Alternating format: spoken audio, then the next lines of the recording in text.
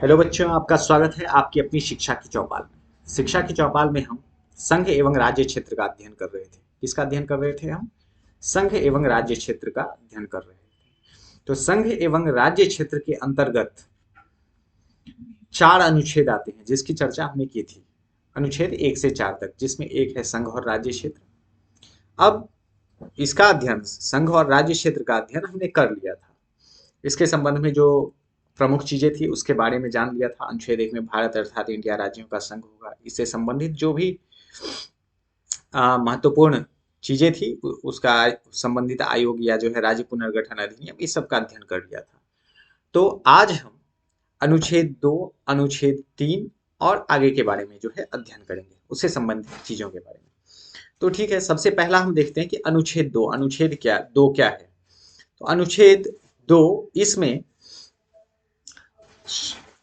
दिया गया है कि संसद संसद विधि द्वारा विधि द्वारा क्या कर सकती है?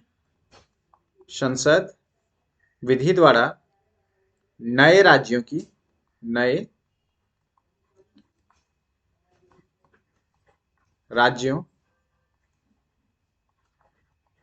की प्रवेश अथवा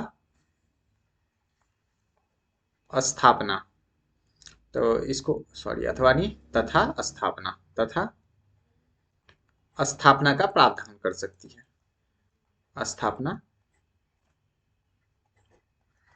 का प्रावधान। तो इसमें क्या प्रावधान किया गया है? संसद विधि द्वारा नए राज्यों के प्रवेश और स्थापना का प्रावधान किया गया है।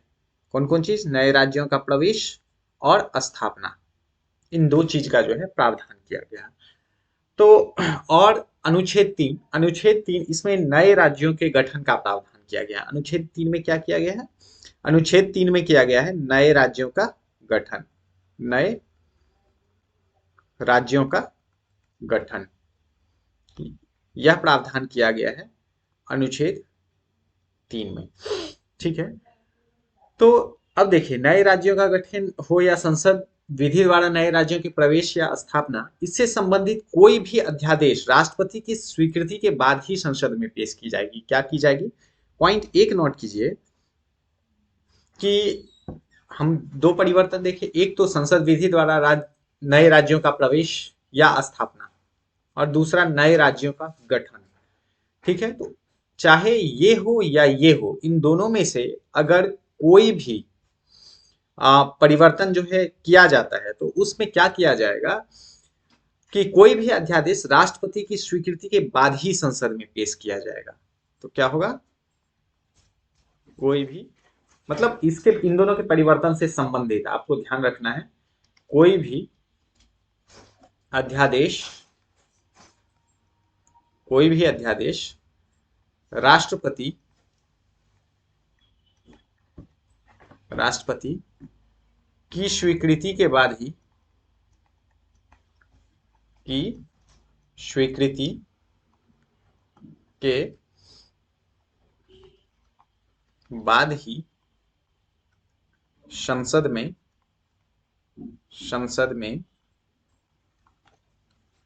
पेश किया जाएगा। ठीक है, राष्ट्रपति की स्वीकृति के बाद ही संसद में पेश किया जाएगा। और दूसरा चीज है कि राष्ट्रपति इससे संबंधित इंफॉर्मेशन प्रभावित राज्यों को देगा। ठीक है, अब क्या हुआ कि नए राज्यों का प्रवेश या स्थापना का प्रावधान और नए राज्यों का गठन। तो नए राज्यों का गठन का अर्थ यहाँ पे जो है क्या है? नए राज्यों के गठन का अर्थ है कि पहले से कुछ राज्य मौजूद हैं, अब उन राज्यों को क्या किया गया, या तो जो है मिला के एक कर दिया गया, या जो है उन्हें अलग अलग जो है कर दिया गया। क्या किया? या तो मिला के एक कर दिया गया दो राज्यों को, या जो है एक ही राज्य को तोड़ के अलग अलग राज्य बना दिया गया। ऐसे बहुत से राज्य बने हैं जिन्हें तोड़ के जो है अलग अलग राज्य बनाया गया है। तो अब इससे किसी ना किसी राज्य पे तो जो है प्रभाव पड़ेगा। तो किसी ना किसी राज्य पे जो है प्रभाव पड़ेगा, तो जिस राज्य पे इसका प्रभाव पड़ेगा उसके विधानमंडल को राष्ट्रपति इससे संबंधित सूचना देगा। ठीक है, क्या करेगा? राष्ट्रपति उसके विधानमंडल को इससे संबंधित सूचना दी जाएगी। तो मतलब प्रभावित राज्य को राष्ट्रपति द्वारा क्या की जाएगी? इससे संबंधित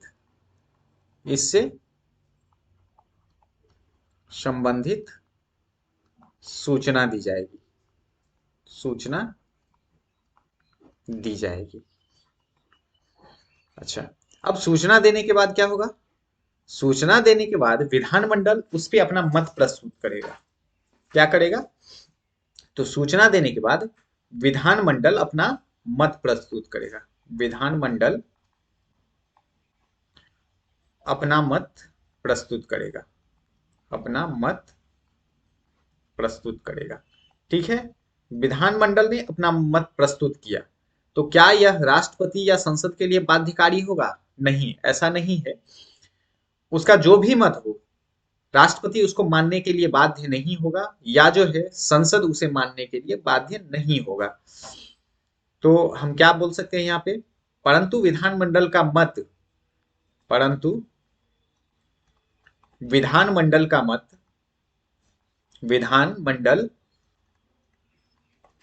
मत संसद के लिए बाध्यकारी नहीं होगा। संसद या राष्ट्रपति के लिए बाध्यकारी नहीं होगा। राष्ट्रपति के लिए बाध्यकारी नहीं होगा, मतलब संसद या राष्ट्रपति इस चीज के लिए बाध्य नहीं होंगे कि वह जो है राज्य पुनर्निर्माण का विचार त्याग दें, तो राष्ट्रपति के लिए बाध्यकारी नहीं होगा। चलिए, तो ये तो उम्मीद करता हूं कि आपको क्लियर हो गया होगा। एक बार और स्पष्ट कर देना चाहता हूं। संसद विधि द्वारा नए राज्यों के प्रवेश तथा स्थापना का प्रावधान। अब नए राज्यों के प्रवेश का अर्थ क्या है? तो नए राज्यों के प्रवेश का अर्थ है कि जो राज्य पहले से भारत में मौजूद नहीं था, लेकिन किसी कारणवश जो है अन्य कोई राज्य है जो भारत में मिलना चाहता है, या भारत ने किसी राज्य को विजिट कर लिया है, तो फिर उसे जो है भारत में शामिल करेगा।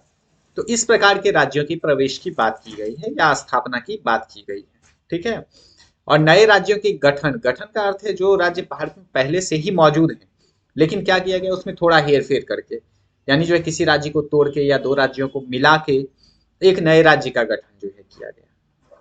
तो दोनों में अंतर आप समझिए। आप जो है नए राज्यों के प्रवेश और नए राज्यों के गठन दोनों में अंतर समझ लें। जैसे नए राज्यों के प्रवेश का अगर जो है उदाहरण दें, तो सिक्किम इसका प्रमुख उदाहरण है। क्या है? सिक्किम नए राज्यों के प्रवेश का प्रमुख उदाहरण है। तो इसके बारे में जो है हम बाद में चर्चा करेंगे कि सिक्किम आखिर कैसे नए राज्यों के प्रवेश का उदाहरण है। और नए राज्यों के गठन, तो ये तो बहुत सारे राज्यों का गठन हुआ है, इसके बारे में भी हम विस्तार से चर्चा करेंगे।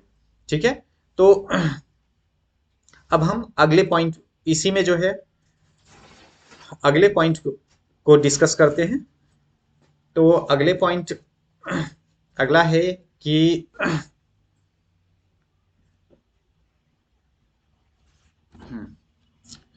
तो देखिए, हमने जाना कि किस प्रकार जो है राष्ट्रमंडल की मतलब किस प्रकार जो है राष्ट्रपति नए राज्यों के गठन के समय क्या करता है कि प्रभावित राज्य को उससे संबंधित जो है जानकारियां देती है विधानमंडल को, और विधानमंडल अपना मत प्रस्तुत करता है, लेकिन वह मत जो है बाध्यकारी नहीं है। अब आपको जो है यह याद रखना है कि राज्यों की स्थापना, उनका प्रवेश, नाम परिवर्तन, राज्य क्षेत्र की सीमा में परिवर्तन, किसी भी प्रकार का जो विधेयक है, कौन कौन सा? देखिए, नए राज्यों की स्थापना, नए राज्यों की स्थापना या नए राज्यों का प्रवेश या नए राज्यों का गठन, नए राज्यों का नाम परिवर्तन, नए राज्यों की सीमा में परिवर्तन, नए राज्यों के सीमा में परिवर्तन, ये सब जो भी राज्यों के नाम, गठन, सीमा, इस समय जो है परिवर्तन जो है उसे किस प्रकार के बहुमत द्वारा पारित किया जा सकता है, मतलब सामान्य बहुमत द्वारा या विशेष बहुमत द्वारा, किस प्रकार के बहुमत द्वारा। तो इन्हें जो है बिना किसी विशेष प्रक्रिया के सामान्य बहुमत द्वारा पारित किया जाता है।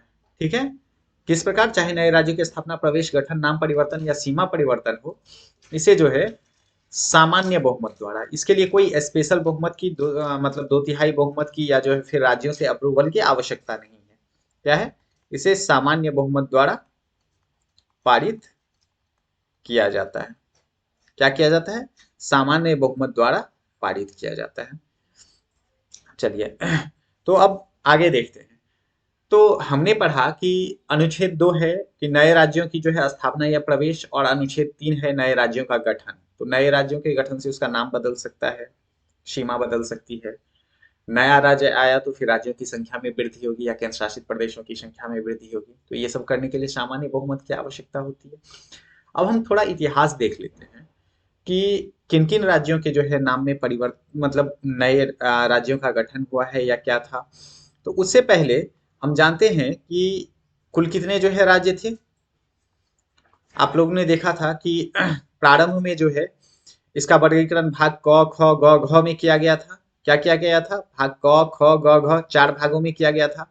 परंतु बाद में क्या किया गया कि राज्य पुनर्गठन आयोग का निर्माण हुआ, और जो है राज्य पुनर्गठन आयोग में फजल अली आयोग द्वारा जो सुझाव दिया गया उसके आधार पर पुनः जो है राज्यों का निर्माण किया गया है। क्या किया गया, पुनर्गठन किया गया राज्यों का।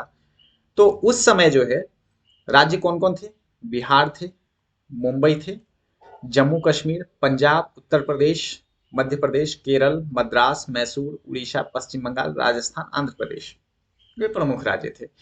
तो इनमें से जो है बहुत सारे राज्यों को क्या हुआ कि तोड़ के जो है नए नए राज्यों का गठन हुआ। जैसे आप उदाहरण ले लीजिए कि अगर हम बात करें तो बिहार, बिहार को तोड़ के किसका निर्माण हुआ, बिहार को तोड़ के झारखंड राज्य का निर्माण किया गया। अच्छा, मुंबई जो प्रेसिडेंसी थी इसको तोड़ के गुजरात, मतलब इसी में से गुजरात प्रेसिडेंसी अलग हुआ। उसके बाद हम बात करें पंजाब, तो पंजाब से हरियाणा और हिमाचल प्रदेश, कौन कौन सा, हरियाणा और प्लस हिमाचल प्रदेश। उसके बाद अगर हम बात करें उत्तर प्रदेश की, उत्तर प्रदेश से जो है क्या हुआ, उत्तराखंड अलग हुआ, उत्तराखंड अलग हुआ। ठीक है, मध्य प्रदेश की बात करें तो मध्य प्रदेश से छत्तीसगढ़ अलग हुआ, कौन सा, छत्तीसगढ़ अलग हुआ। इसी प्रकार जो है मैसूर जो है कर्नाटक हो गया, फिर जो है मद्रास तमिल, इधर जो है तमिलनाडु हो गया। तो इसी प्रकार जो है अनेकों राज्य जो है अलग हुए, फिर जो है मतलब असम, असम से जो है कई राज्य अलग हुए। तो अब हम देखते हैं बहुत सारे जो है केंद्र शासित प्रदेश थे जिन्हें बाद में राज्य का दर्जा दे दिया गया, जैसे हिमाचल प्रदेश, मणिपुर, त्रिपुरा, ये सब क्या थे, केंद्र शासित प्रदेश थे। तो इन्हें क्या किया गया, इसका दर्जा दे दिया गया, मतलब राज्य का दर्जा दे दिया गया।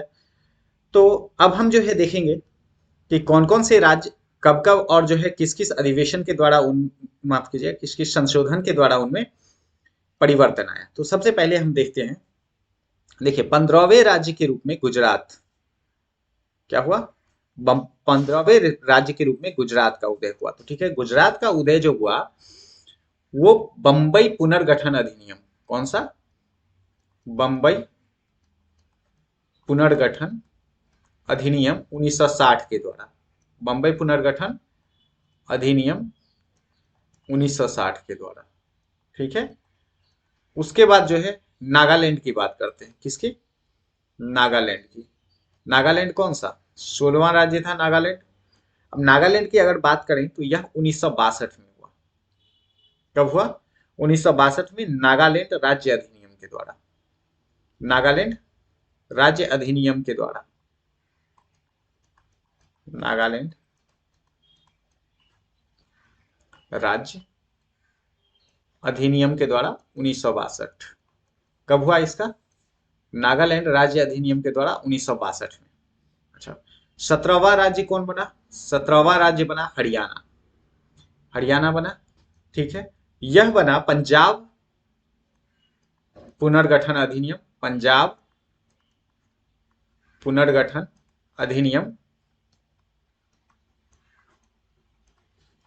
अधिनियम 1966। 1966 पंजाब पुनर्गठन अधिनियम 1966 द्वारा यह जो है 17वां राज्य के रूप में अस्तित्व में आया। 18वां राज्य के रूप में हिमाचल प्रदेश अस्तित्व में आया। कौन आया? हिमाचल प्रदेश 18वां राज्य के रूप में 1970 में आया। कब आया? यह हिमाचल प्रदेश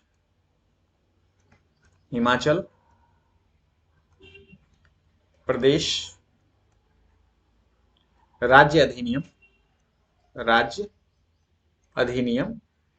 1970 राज्य अधिनियम 1970 द्वारा आया। इसी प्रकार जो है अगर हम 3 राज्य ले लें, मणिपुर, त्रिपुरा और मेघालय। मणिपुर 19वां राज्य, त्रिपुरा 20वां राज्य और मेघालय 21वां राज्य। तो ये जो है उत्तर पूर्वी क्षेत्र पुनर्गठन अधिनियम, ये क्या था? ये था उत्तर पूर्वी क्षेत्र पुनर्गठन अधिनियम।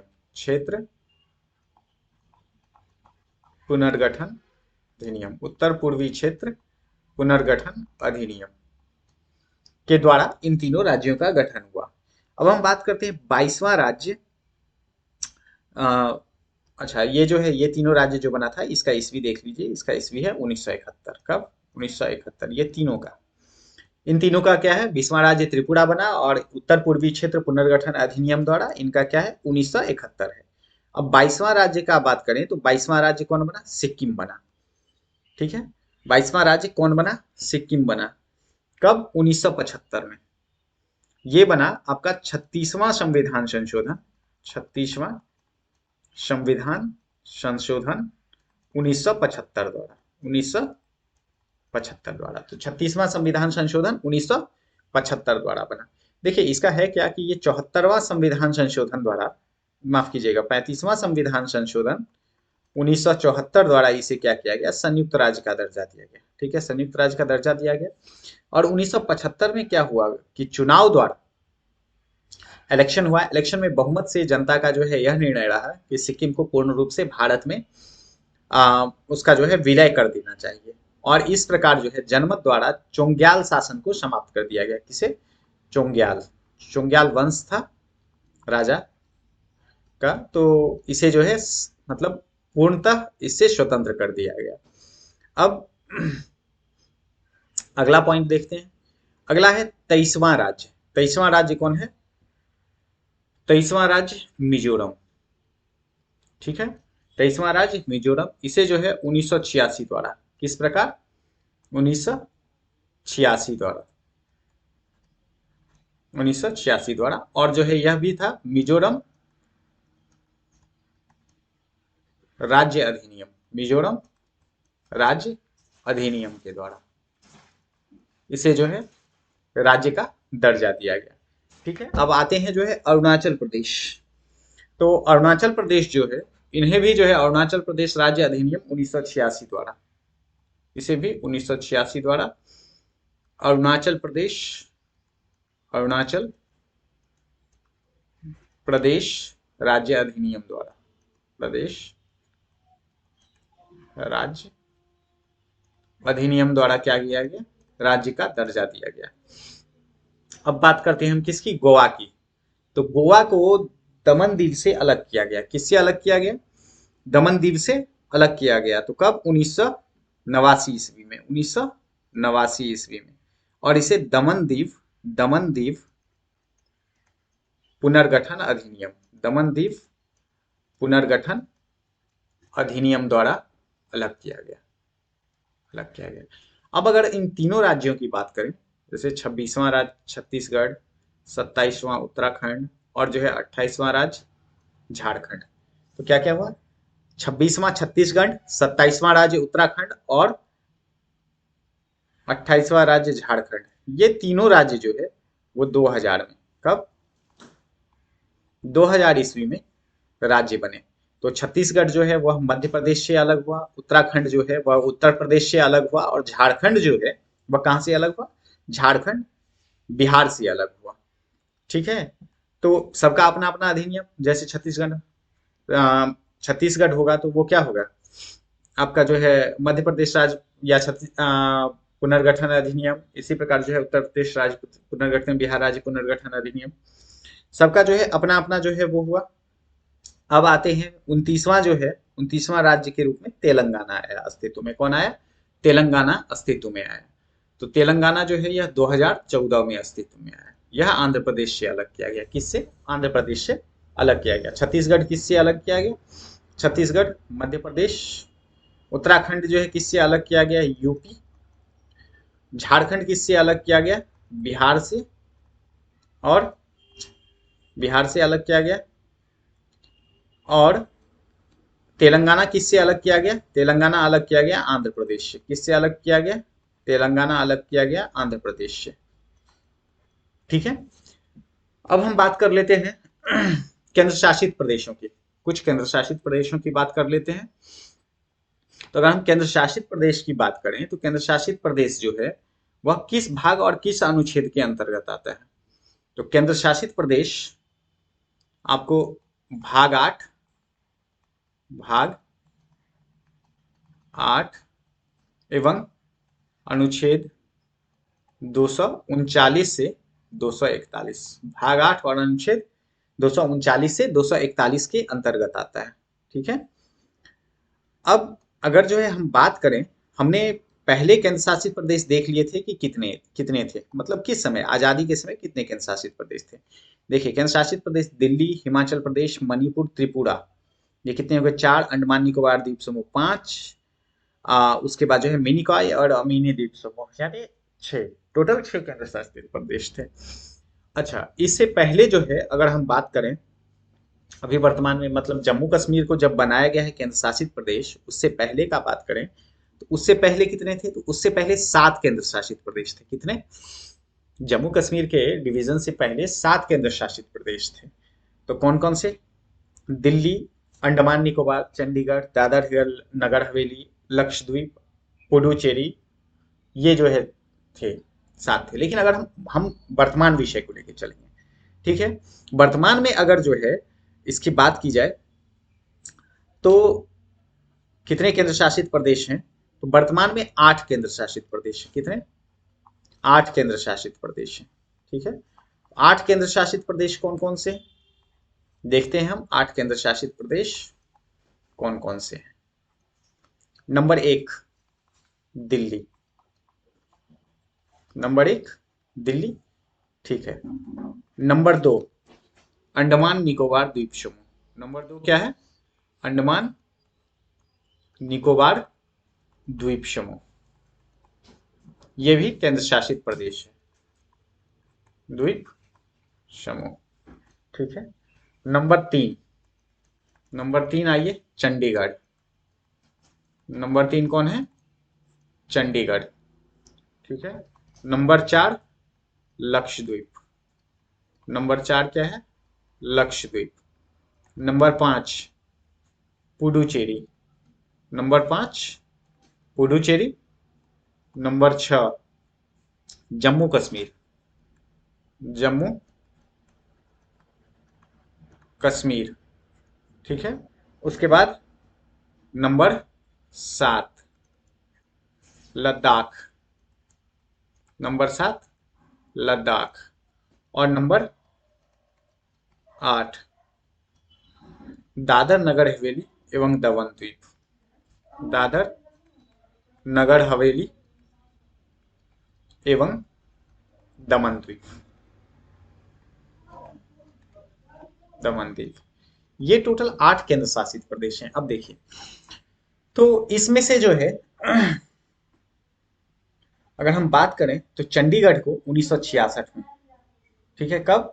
1966 में मान्यता दिया गया। किसका? केंद्र शासित प्रदेश का। अंडमान निकोबार द्वीप तो समूह पहले से थी, लक्षद्वीप पुडुचेरी पहले से थी। जम्मू कश्मीर का अगर बात करें तो 5 अगस्त 2019 को धारा 370 हटाने के साथ इसे केंद्र शासित प्रदेश की घोषणा बनाने की घोषणा की गई। और यह जो है आपका 31 अक्टूबर 2019 से प्रभाव में आया। यही चीज लद्दाख के लिए भी है। लद्दाख के लिए भी 5 अगस्त 2019 को घोषणा की गई और 31 अक्टूबर 2019 को क्या हुआ, ये प्रभाव में आया। कब प्रभाव में आया? 31 अक्टूबर 2019 को। अब हम हाल फिलहाल में जो चेंजिंग हुए उसे देखते हैं। दादर नगर हवेली और दमन दीव, इनको मिला के क्या कर दिया गया? एक कर दिया गया। इसके एक होने से पहले जब जम्मू कश्मीर और लद्दाख अलग हुआ था तो केंद्र शासित प्रदेशों की संख्या 9 हो गई थी। कितनी हो गई थी? 9 हो गई थी। लेकिन दादर नगर हवेली और दमन द्वीप को क्या किया गया कि 26 नवंबर 2019 को घोषणा की गई कि इन्हें मिला के एक केंद्र शासित प्रदेश किया जाएगा। इसको क्या हुई? घोषणा हुई। और जो है यह लागू कब हो गया? तो यह लागू हो गया 26 जनवरी 2020 को। माफ कीजिएगा, 26 जनवरी 2020 को यह घोषणा लागू हो गई कि अब ये जो है आ, वो दोनों एक ही केंद्र शासित प्रदेश हैं। ठीक है, ये दोनों क्या है? एक ही केंद्र शासित प्रदेश हैं। अब अगर बात की जाए दिल्ली की, ठीक है, दिल्ली क्या है? दिल्ली और उसके पड़ोसी राज्यों को मिला के एनसीआर बनाया गया। एनसीआर क्या होता है? एनसीआर होता है national capital region. National national capital region. ठीक है, तो नेशनल कैपिटल रीजन क्या है? राष्ट्रीय राजधानी क्षेत्र, इसे कहा जाता है राष्ट्रीय राजधानी क्षेत्र। राजधानी क्षेत्र। तो अगर हम राष्ट्रीय राजधानी क्षेत्र की बात करें तो इसमें कौन कौन से जो है क्षेत्र आते हैं?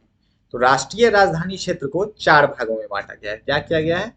राष्ट्रीय राजधानी क्षेत्र को 4 भागों में बांटा गया है। कौन कौन से? नंबर 1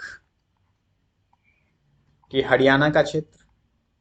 हरियाणा हरियाणा का क्षेत्र, इसमें हरियाणा के 13 जिले आते हैं। कितने आते हैं? इसमें हरियाणा के 13 जिले शामिल हैं। ठीक है। दूसरा, उत्तर प्रदेश के क्षेत्र। दूसरा कौन? उत्तर प्रदेश के क्षेत्र। उत्तर प्रदेश के 7 जिले या उसके कुछ अंश इसमें शामिल हैं। ठीक है। तीसरा, राजस्थान। राजस्थान के भी 2 जिले इसमें शामिल हैं।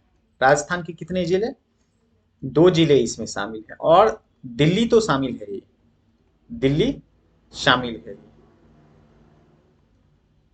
ठीक है, तो ये कुल मिला के क्या कहलाते हैं? एनसीआर कहलाते हैं। क्या कहलाते हैं? एनसीआर कहलाते हैं, यानी नेशनल कैपिटल रीजन कहलाते हैं। क्या कहलाते हैं? नेशनल कैपिटल रीजन कहलाते हैं। अब देखिए, अब अगर जो है हम बात करें एनसीआर की जो है यह कब वो हुआ, मतलब कब जो है वास्तव में अस्तित्व में आया, तो यह जो है 69वां संविधान संशोधन। कब? 69वां संविधान संशोधन 1991। कब? 69वां संविधान संशोधन 1991 द्वारा यह जो है अस्तित्व में आया। कब आया? 69वां संविधान संशोधन 1991 द्वारा एनसीआर का जो है गठन किया गया। तो ठीक है, अब संघ और राज्य क्षेत्र से संबंधित जो जानकारियां थी वो हमने यहाँ हासिल की। अब इसके ऑब्जेक्टिव सेशन के साथ मिलेंगे अगली कक्षा में।